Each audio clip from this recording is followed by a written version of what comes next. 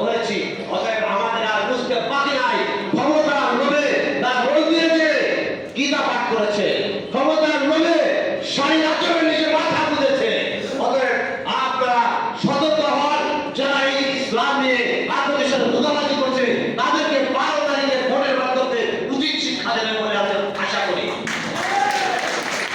আরো বলতে চাই, আমি যদিও ভালো বক্তা নই, তবু আমার ক্ষোভ এবং রাগ এটা একটা সমস্যার কারণে দাঁড়িয়েছে।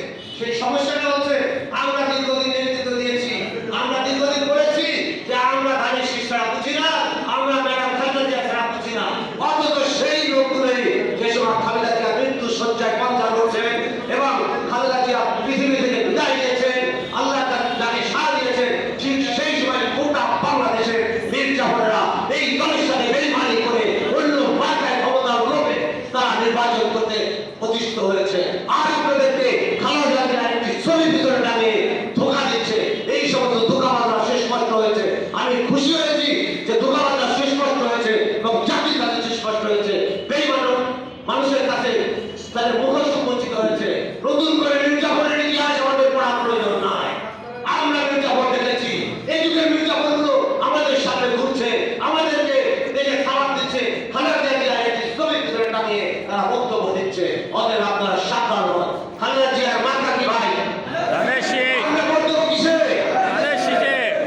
অতএব 12 তারিখে ধানের শীষে ভোট দিয়ে আপনারা ধানের শীষকে বিজয়ী করবেন এবং ধানের জিয়ার হাতকে শক্তিশালী করবেন।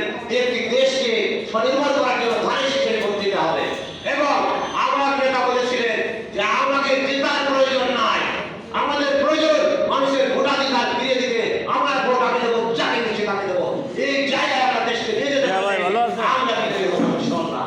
অতএব আপনারা সবাই ধানের শীষে ভোট দেবেন এবং ধানের শীষকে বিজয়ী করবেন। এই বলে আমার সংক্ষিপ্ত বক্তব্য শেষ করছি। খোদা হাফেজ। বাংলাদেশ জিন্দাবাদ, বাংলাদেশ জাতীয়তাবাদী দল জিন্দাবাদ। ধানের শীষ বিজয় হোক। ধন্যবাদ সকলকে।